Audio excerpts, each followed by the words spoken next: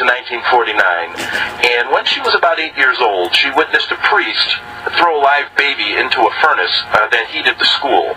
Now, we've covered the evil behind the Vatican.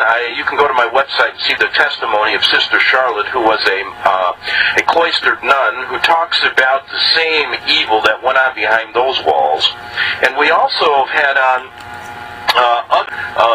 documenting the genocide of the natives in Canada. And this story, I'm going to play it. It's 1 minute and 12 seconds. And one of the things Frank talks about is this evil that people just don't think exists. They look at a priest and they say, oh, he can't be that bad. They look at one of our politicians, oh, they couldn't do that to us. Well, listen, and I'm going to play this. It may be crude because I have to take off my headset and I don't have a good system here, but I think you'll be able to hear it. This is Irene Fable. People and how communities are starting the process of being on. I'm in Fable. I'm 75. I went to residential school in Muskogee in 1941 to 1949, and I had a very, very rough life. I was mistreated in every way. As a young girl, she was 7 years old. She was pregnant, and what they did, she had her baby. They took the baby, wrapped it up in a nice pink outfit, took it downstairs. I was in the kitchen with the nun for cooking supper. They took the baby into the... Nick, are you there? What you call that, where they make a fire and all that? Yes, I'm here. Furnace room. I'm not on it. That baby in there. All right, I think that Yeah, you have a caller? we're having trouble.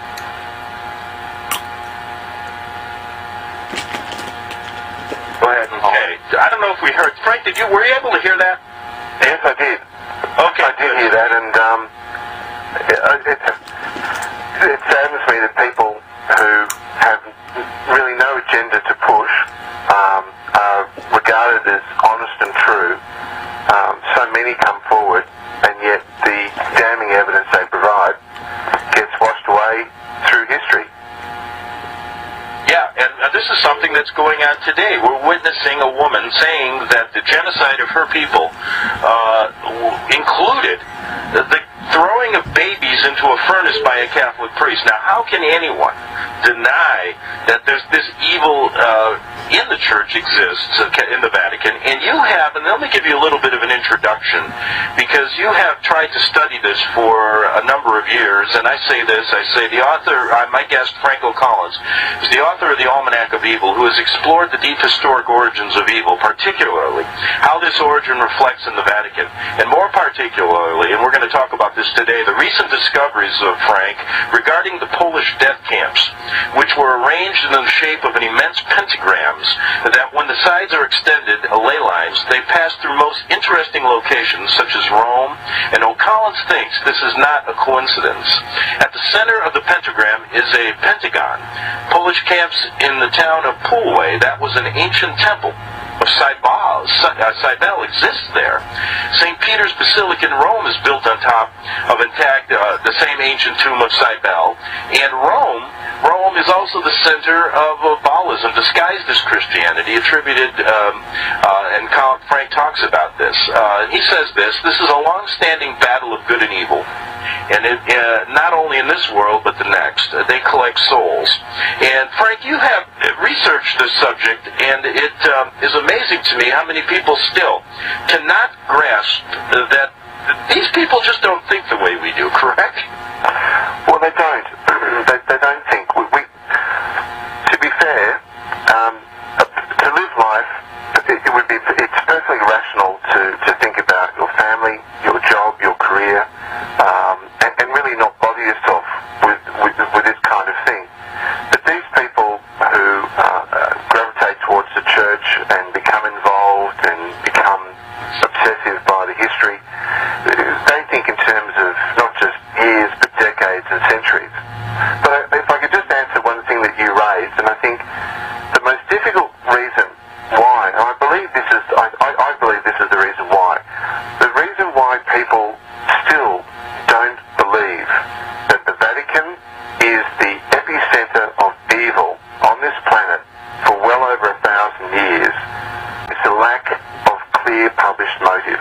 In other words, I don't think people are irrational. They just say, well, look, if you can't give me the motive behind this, then I'm going to have trouble believing what you say. And I think that's going to be, hopefully today we can talk about some of the proof and how it relates to the motive, because I think that's the missing piece.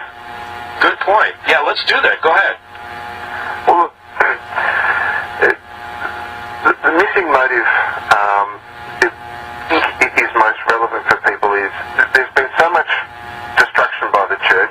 If we just focus on something that I think any listener and any person that a listener will talk to, most people would agree that World War II and the Nazi concentration camps is one of the most evil acts of history. Okay? Mm-hmm. So if we could take that as being true, let's look at one of the great anomalies of the Nazi concentration camps of World War II, which is no one can accuse the Germans of being illogical. And the Germans in World War II, as the Brits were with their bridges, looked at the logistics that they required and basically built to form design. The only exception for this was 5 extraordinarily evil camps. It turns out, I believe, that these 5 camps were one, certainly without a doubt, Auschwitz. No one would dispute that that was one of the worst. But these 5 camps, unlike any others, were placed in such positions that the Nazis went out of their way in terms of expense and logistics to create basically 5 camps that don't resemble any of the others. When you place these, and anyone listening could do this by going to Google and just having a look at themselves, when you place these, you end up with a precise 300-mile wide pentagram. And the camps are, just so people know, the first one at the top is Treblinka. Treblinka is just next to Ostrov in Poland. If you go from Treblinka and you head down to just to the left of a town called Lviv, is where Janowska camp, I believe, was set up. Now, if you then go to your left and head just past Krakow, then you have Auschwitz. And then if you go directly up, you have the camp Lodz, L-O-D-Z, which incidentally was a camp that was totally destroyed by the Allies after World War II. And this camp was supposed to be the only camp that was dedicated to the death of children. And then finally, if you go directly right, just past across the border of Poland and Ukraine, you end up with the camp Sobibor. And there are your 5 camps that form a perfect pentagram. Now, if you look at this, and we've got these articles online, if you look at this, it's pretty hard to miss that it's the shape of a pentagram. And I know people say, well, pentagrams are, you can do 1,000 pentagrams. But this pentagram is unique in that it represents the Mendez type of pentagram, or the goat's head type of pentagram. And more importantly, right at the center of this pentagram is a temple to KILDE, or Baal, that is known. And people say, what's Cybele and who cares? Well, in Europe in World War II, there are actually only 4 functioning temples to KILDE. Another name for Baal. Baal Moloch, the god you sacrifice people to fire. There's only 4 temples. And by the way, Baal Moloch in history is the only main god of sacrificing by fire. So for thousands of years it's Baal Moloch. And the Bible even references this, the sacrificing of children.